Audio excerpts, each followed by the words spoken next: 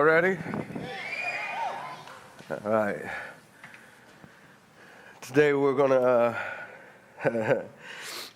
making it through with NyQuil, Dayquil, that nighttime coffee, sneezy, sniffly, how to wake up naked on the bedroom floor medicine.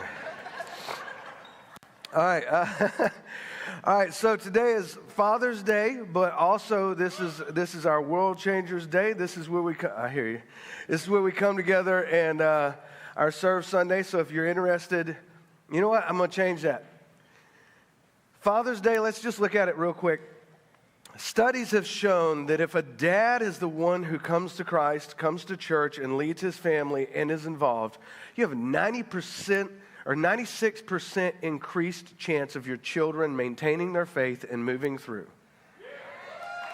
96% increased chance. That's how important a father is. But not just a father who will go to church a couple times a year, a father who is connected and involved. We just went through a study a couple weeks ago about the importance of reading Scripture 4 or more times a week. 3 or less virtually has no effect. 4 or more times protects the man and the people with their spiritual attacks and things that are happening in their lives. But if you go to church on a regular basis and serve, that is the model Jesus, and I'm not saying going to a corporate gathering. Jesus sets the example of service. It's hard for people to figure out how they can serve, and serving alongside of others is discipleship, and we carry that into other things. But church is not about going and just consuming. It's about producing to reach the next people and taking it out and going to people. So we have service Sundays so that we open opportunities for people to be able to connect and be a part of the body and to be able to serve together and take that out into their community with them. So today, if you want to be a world changer, awesome opportunity for you to do that. But I'm going to speak to something that's really precious and important to me, and I think it's something that our community has neglected long enough, and that is we need buddies. I'm not talking about just guys that go fishing and hanging out. I'm talking about for our special needs ministries, we need more people to step up and be buddies that will help out and be mentors for these young guys and girls that are coming in that need people to help reach them in their way, not our way, their way. Right now we have 2 special needs classrooms. They're doing great. I love watching these guys come in and build a relationship with Jesus. And if you're thinking, well, man, I'm worried about what people will think about me, I can guarantee you they don't think anything negative about you. Those guys are just glad to have you in there. They're just probably wondering why you're so awkward, okay? So those are 2 places that you can get involved. Also, to let you know, last week, Permitting came back for our hub. We are starting the rebuild and construction over there this week. So if you do become a buddy, you're also building that for that campus to be able to build a worship center for them in their way. So many things are coming with that. And this week, we're actually meeting with the design team to talk about expansion on this building for you guys so that you guys don't have to look every time somebody coughs or sneezes like maybe you're going to catch something. Okay, we're going to give y'all space. We're going to move through. It's Father's Day. Let's get it on. Are you ready? All right. What y'all think about those heart attacks wrapped in aluminum foil we had for you this morning? Sausage, egg, and cheese wrapped with Krispy Kreme on both sides. We're going to talk about physical health after this, okay? We're going to let you enjoy the cardiac arrest that comes from this one, and then we're going to move on. All right, Luke 15. We're going to dive into a picture of fatherhood in the Bible that's a little different. This past Thursday, we talked about Joseph and kind of the positive things about him in the Bible, but today we're going to look at God and how Jesus describes a father with kids. So if you are a dad of one in here, thank God for you. If you're a dad of more than one in here, I understand. If you're a dad of multiples in here, it's okay. We'll get through it all together. If you're a dad that is a stepdad, foster dad, or a dad that has a child that is in heaven waiting on you, then we're all in this together. And if you're just like me in a lot of ways for the early part of my life, I was a spiritual mentor dad. And so in that, we're thanking God for you. Luke 15, verse 11, Jesus continued, "There was a man who had 2 sons. The younger one said to his father," I just want you to get some audacity here, okay? I want you to picture, if you've got 2 kids, one of them coming up to you, "Give me my share of the estate." Pretty much this. I don't want to wait on you to die. I want you to give it to me now, and give me my share of what you've got. I mean, I would think Jesus was telling this story today. This sounds like 2021. right here. That is entitlement. Give me my share of what you've accomplished and acquired in your life. So he divided his property between them. And then this dad was like, okay, here, take it. Not long after that, the younger son got together all he had. I want you to take a second. I want you to underline all he had. Now, while he's at home with his dad and his brother, while he's with his family, there is an estate. He lives at this estate. Everything is theirs. Once you cut away from the family, this is all you have. And so he can pack up. He lives on an estate and went from having all of that to having what can be packed up. And that's all he's got. He set off for a distant country and there squandered his wealth in wild living. So he goes to Vegas. After he had spent everything, here's the part that Americans don't get. If you talk to people from other countries, they get this part. But I've never talked to Americans that get this verse. They can retell you this story and they always leave this part out, but it's crucial. He spends everything he has. Oh, that's gross. He spends everything he has. I can't help it. It's not like I got a handheld. I can just dip it down. He spends everything he has, and in this, he's broke. But it's not just that he's broke, because he could still work, he could still go out, he could still get a job, but something crazy happens that we miss. He spends everything he has, and then there's a severe famine. That, to me, that's something we don't hit a lot. We don't catch that, because even in a famine here, like we just went through COVID and we don't have a lot of chicken wings. We don't have a lot of parts. We don't have a lot of stuff that's there. The production was down, so that's famine to us. But this was a famine, and in those days that meant there was no food, and it hit the whole country. And when the whole country suffers, you start realizing your friends now take care of themselves. And if you're not immediate family, you're not somebody they're taking care of. So there is a severe famine in the whole country, and he began to be in need. So he took his father's inheritance for him, he squanders it, and now a famine hits, and he begins to fall in need. So he went and hired himself out to a citizen of that country who sent him to his fields to feed pigs. So he's not in the community he's from. He's in a community of Gentiles they're raising pigs. This is detestable for him. He goes and he's working the pigs. In verse 16 it says, he longed to fill his stomach with the pods that the pigs were eating. Like he's looking at pig food, the scraps from their table are going to the pigs, and he longs to eat that. And they won't. Look at this next part. But no one gave him anything. All right, let's just take a second and focus on this. Here's a young man who has a family, has everything together, and I think a lot of us can relate because we've done this. We follow this path. Like, I want mine. I want my own. I want to take care of myself. I want to make it. I need this. And this mentality that we've been trained in is I can own this. I can have this. I can pack up what I've got. Anybody in here that believes you own something, you've lost your mind. If you think you own something, stop paying taxes on it. You will have a notice on your door and an auction in your yard. That's the way it goes. And this mentality, we're going to accomplish in the world, we're going to fit in the world, we're going to achieve it in the world. No one ever stays king in this world. Because this world goes through famines every time, man. Thank you, brother. This world goes through famines. There's always somebody that's going to be in a place to where they're going to outdo you. You will never be king forever. But in a family, you're family. And this guy's at a place to where he's looking out and he's like, man, the pigs are eating better than me. I start looking at this and I start thinking, what would I do in this situation as a dad? What if my kid left and I couldn't help him? I mean, we all talk a big game as dads, right? Well, they've got to go learn a lesson. They got to learn a lesson. But really, truthfully, when they're little, we never give up on them being little, right? There's that part of them that's just like we always see them as the baby. We want to hold them. We want to cherish them. We want to protect them. And we even say bold things like, well, it's time they learn. They've got to learn. They've got to make their own mistakes, and they do. But what if your kid was starving? wanting to eat pig slop. No one would share pig slop with him, and you wasn't even with him. You didn't have him. You couldn't get there.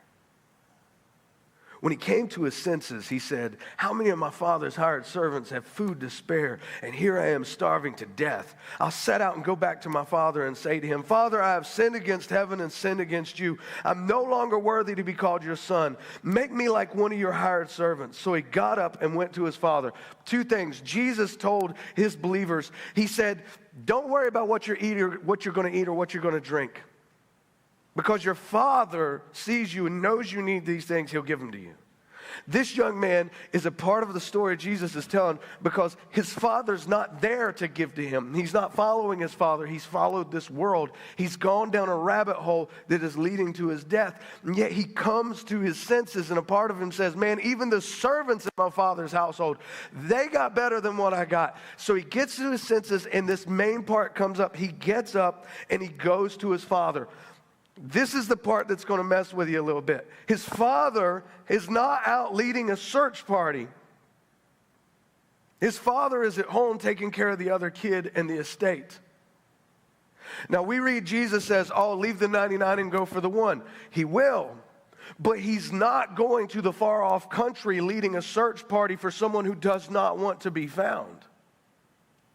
One of the craziest things you'll have if you're a Christian, this happens to me all the time, I'm sure it happens to you. Somebody will post something somewhere on a Facebook site or a page somewhere, and they'll be like, Matt, you never called and checked on me because I had an ingrown toenail and it got infected and I was really depressed about it and I was upset and you never called me, Matt. I'm like, I didn't know. I put it on Facebook. I'm sorry. I didn't know you were the owner of Facebook and everything went to your toe. You ever have somebody in your life, they're mad because they posted something and you didn't get it? And they're like, I got an ingrown toenail and it's infected. It's like, I don't like feet. I wouldn't be looking at your feet. And you're like, but it hurt really. Look, if you're putting pictures of your infected toes online, man, you got a problem. You got greater problems. But we will run as far away from our Christian friends. We'll run as far away from our family. We'll run as far away as we can. And then when we have a problem, we'll say, where were you? Listen to what happens. He gets up and he goes to his father. But while he was still a long way off, as he's returning to his father, while he's still a long way off, his father saw him and was filled with compassion for him. He ran to his son, threw his arms around him, and kissed him. See, the issue is God's not a dictator that goes out and forces us back into the kingdom. When we go astray, we know where life was better. We know what to return to. And dads, I don't care what our kids have done, how much they've messed up. I don't care what mistakes they've made. There's a part of us when we see them returning is restored, and we see that baby. And we want to run. And I'm going to tell you, as a dad, people can, they can threaten you, they can intimidate you, you can worry about a lot in this life. But if there is something opposing my kid, and my kid has struggled, and my kid has suffered, and my kid is reaching out to me and says that magical word, Daddy. All I got to hear is Daddy. Last night, Rose, I hear her outside my door, and she's like, Daddy. And I got up, and I opened the door, and I'm like, what's wrong? She's like, I'm scared. You know what I did? I grabbed her, I picked her up, I laid her in the bed, and she laid there, and then I hear another knock at the door. Daddy? It's Ramsey. I'm like, what, baby? I'm scared. I'm like, what are you scared of? Rose left me. So I get her, I pick her up, and I put her in the bed. And then I realized they're safe, they're comfortable, nothing. Rose is sitting here trying to tell me I saw these flashing lights outside. And I'm like, baby, nothing's going to get you. How do I know nothing's going to get me? Because your daddy's here. And anything that comes after you, I got you. And we start talking about God being our dad, and God's got you. And we were sitting here, we were going through this, and they drifted off and they went to sleep. And then they started turning sideways. And they were safe and comfortable, and I slept on the floor.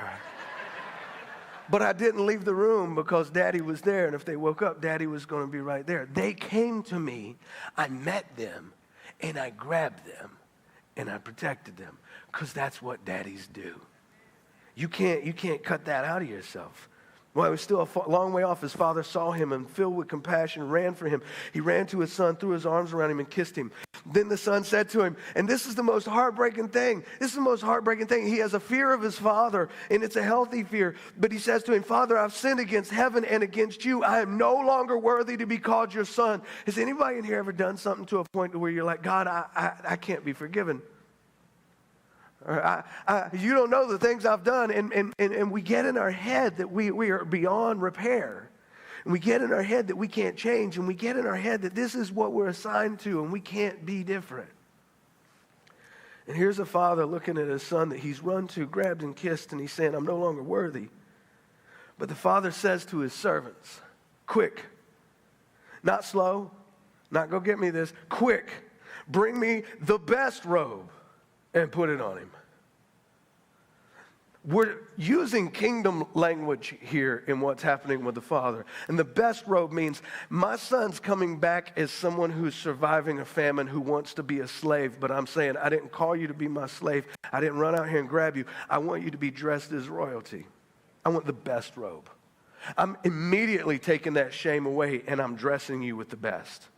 Next thing it says, put a ring on his finger and sandals on his feet. The sandals on his feet, I want him to walk in dignity. He's been walking in pig's filth. I want him to walk in dignity, but the ring, the part that we miss a lot in our culture, we don't get, is you ever hear the term, we're saved by grace through faith? This is a term that we use a lot of times and hear people talk about salvation. It's not really that.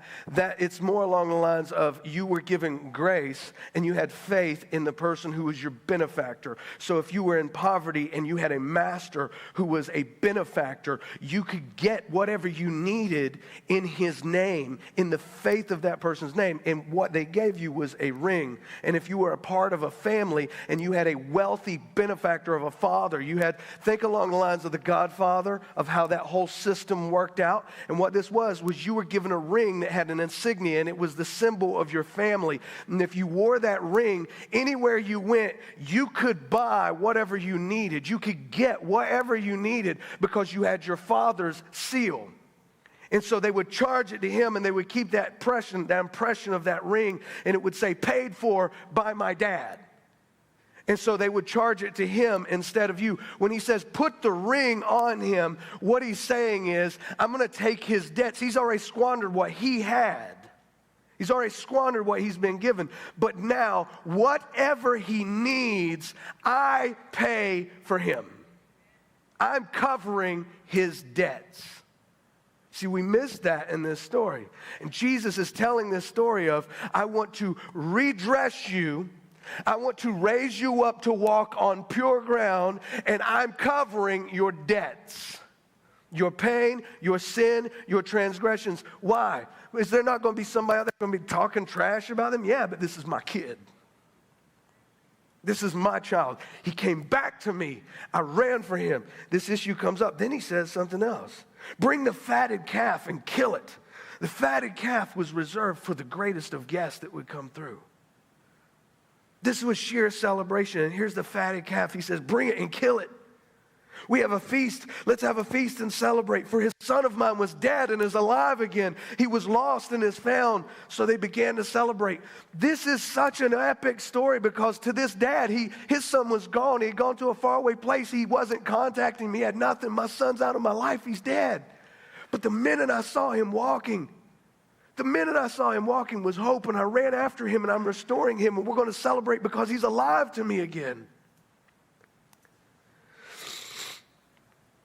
Meanwhile, the older son was in the field.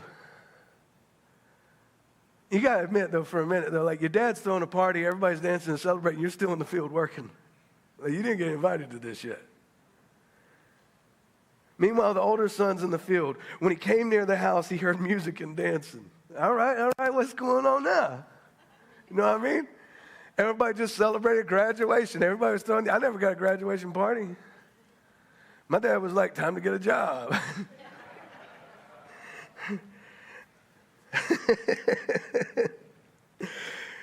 He comes up and they're singing and dancing. So he called to one of the servants and asked him what's going on. And they're like, your brother's come. Your father has killed the fatted calf because he has him back safe and sound. The older brother became angry and refused to go in.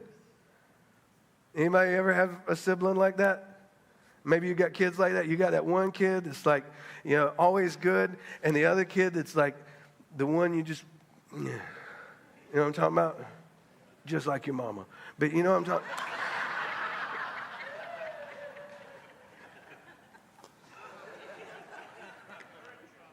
NyQuil. It's Father's Day, man. All right. So, scratch that. Here's what happens. You got that one kid that does good, and the other kid that's been bad, and then you reward the kid that's been bad because everything's okay, and they wanted to see you beat them really good.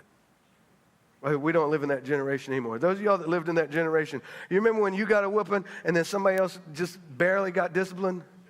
It wasn't fair. It was like, as surely as the Lord lives, the older brother must die. You know what I mean? Just that corporal punishment should have existed in this moment. He comes home. What's he do? He's like in his room playing Xbox, pouting, doesn't want to go to the party. He refused to go in, so his father went out and pleaded with him. That verse bothers me. His father pleaded with him. What's he pleading with him over? Receive the one who messed up back. Come celebrate because your brother's back. Don't do this. Don't do this. Don't be a brat. Don't be a punk right now. Your brother was gone. Check this out. There's something here. Remember the other one said, give me my share of the inheritance, and he took what was his and he left. But he answered his father, look, all these years I've been slaving for you and never disobeyed your orders. One left because he wanted freedom. The other one stayed, but he viewed it as slavery. This father's heart is broken on multiple levels. You never gave me a young goat so I could celebrate with my friends. You give him the fatted calf. You never gave me even just something where I could have a party. But when this son of yours who has squandered your property, and check out the dig here, check out the dig, are you ready? With prostitutes comes home, you kill the fatted calf for him. You didn't even give me a baby goat. And then you kill the fatted calf for the whoremonger. Notice the with prostitutes, throwing that out there, getting it right there. I'm going to point out how bad, how embarrassing. I'm going to point out all the shame he brought on you. And yet who do you think's worse off in this situation? The one who fled and hit famine and came back, or the one that stayed? And as a dad sitting in this moment, knowing now you've raised a kid that knows how to manipulate you. And he's sitting here and it's like, you didn't give me nothing and you're celebrating the failure. And the dad says the same thing he's already said. He said, my son, you are always with me. Everything I have is yours. The other son, everything he had too, co-heirs. You're with me. And everything I have is yours. You're not my slave. But we had to celebrate and be glad. Because this brother of yours was dead and is alive again. He was lost and is found. Dads, you're probably the only people that really get this. We're so tough, right? But we also know there's a moment. I don't care what people think about me because it's my kid. I don't care what people think about me because this is my baby. And my baby was hurting. My baby was broken. And I love you. Isn't it something? We live in a world that wouldn't even give us pig slop, but when we make a mistake, they brand us. We go viral. We got people that try to start conflict just so they can get on camera to start some stuff to try and make you look bad. We live in a world that tries to destroy you every time it turns around. And we still try to impress that world so much. That world can look at us and say, this person was on drugs. Well, what is drugs? This person's addicted to something that's in a needle that they stick in their arm. But this person's okay because theirs is in a medicine cabinet. This person, they have an alcohol problem and they drink and they're abusive towards their family. But this person here has a work problem and they neglect their family. This person here, man, you don't understand how bad they are. They've got a pornography addiction, or they've been with a prostitute, and this person over here is just real good at hiding their search history. You know what I mean? We live in a world where we view people and brand people, and we forget that every person's broken and struggling, and the world will get that dirt on you and eventually throw you to the side. But a father is that person to where, yeah, we can be disappointed, our heart can be broken, and there can be discipline, but at the end of the day, you're my kid. And I love you. And God is a father. There has to be a healthy fear. Remember, this kid's like, man, the slaves, the servants, they eat better than I do. I'll go back. I'm not worthy. And there's a healthy fear there. But I still know my father is strong enough. He can feed me. He'll take care of me. But dads go above and beyond. Once we get through the conflict, our goal is, how do I restore you to being my kid? It doesn't matter if you're 13 or if you're 30. There's a part of you as a dad to where you still see your baby. You're like, I got you. That's us, Dad. That's the greatest hero the world has ever seen. You don't need spandex. You don't need a cape. You don't need cool theme music. I mean, you can. But the world needs you. We're so divided, man. Think about this. Dads, who do they make fun of on every television show? You. Who's the joke in every episode? You. Who has to have the soft music play at the end while you sit down and apologize because you didn't handle things right? You. Who in every Disney movie winds up being wrong? You. Am I right? Every commercial, who's the goober? Dad. Even on Father's Day.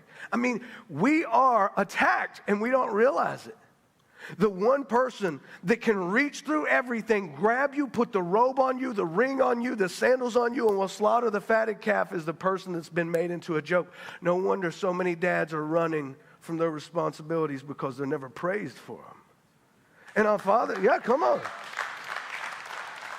And on Father's Day, when you go to church, what happens? Most sermons are smacking you in the face because you don't go to church any other time of the year. So they got you here, held you ransom, and they're going to be like, oh, look at you. If you were in the picture, imagine how much better your family would be. And it's like, no wonder you don't want to go back. It's the most intimidating place in the world. Somebody in the name of God just got up there and told you how much you suck. When my Bible tells me that the Father sees you come in today and He's already run to sit with you. He's glad to have you here. He wants to restore you. And there's going to be dads, they're going to be like, man, you don't understand. I've already messed up. That's worldly theology. Like, you messed up so bad you're done. That's not eternal concepts where God says, I will put a robe on you. I will put a ring on you. I will put sandals on you, and I'll kill the fatted calf, and we're going to celebrate you. Listen, dads, you're here today. I don't care what anybody else has told you. You are not a joke. You are the answer. You are God's plan for the future. And you say, hey, listen to this. Psalm 103, verse 13, as a father has compassion on his children, so the Lord has compassion on those who fear him. Now, this is important because everybody in here, you know, if you've got a son, it took me a long time to get one, but if you've got a son, you know there's something that happens here. There's that point where your little boy looks at you and he's like, all right, let's go. Like, you want to fight? You want my son Ryan, that's his words every night. You want to fight me? I'm like, yeah, and I know what he's doing. He's messing around and he's seeing. How close is he to a time he can take the old man? And so I play with him a little bit, but every now and then we get to that point where I'm like, okay, he needs to know. You need that healthy fear. Because last thing you want is that 17-year-old that's been in the gym comes up and's bowed up on you and the time has come. That's when the baseball bat comes out. You know what I mean? Listen, man, God don't show, He doesn't show compassion in arrogance. A father has compassion on his children, so the Lord has compassion on those who fear him. For he knows how we were formed and remembers we are dust. What's it saying? God remembers all the way back to the moment he made Adam. that pure first man. And in every person, he sees the most pure moment. As a dad, you remember when they were so little and defenseless, and you held them. It doesn't matter what they've done, because in your brain, it's always seared in, that baby that you held, that needed you, that had to have you. There's some single moms in here that, man, you've had double duty for a long time. And it's hard, right? Because the dad role is a dad's job. You've been having to carry a weight. But God is a father, and he sees that. And he's compassionate. Check this out. If we have that healthy fear of the Lord and we serve God, Proverbs 14:26, whoever fears the Lord has a secure fortress. For their children, it will be a refuge. What does that mean? I fear the Lord, and it's a secure fortress, and for my kids, it will be a refuge. If I know that God is all-powerful, then I don't fear other things. In this world, this government, none of this can scare me, because God is all-powerful. I fear him more than anything else, and that gives me security. And for my children to grow up seeing a dad who's not afraid of the world, but has a God who is solid, it gives them a fortress, it gives them refuge, it gives them security, because they know Daddy can, and I know God can, and I'm raising them right.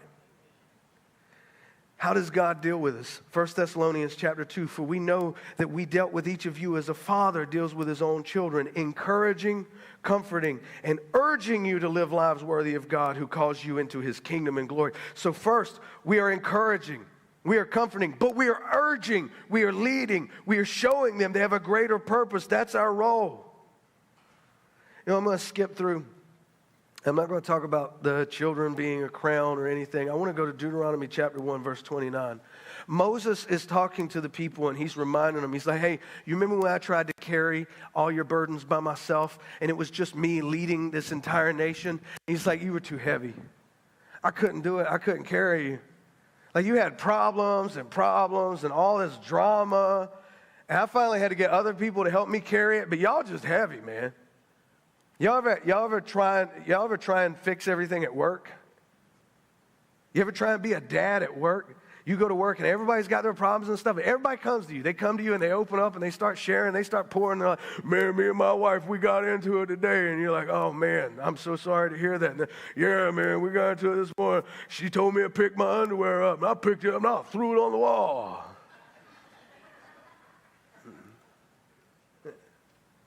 You get so caught up with other people's problems, you come home that you ain't even working on your home.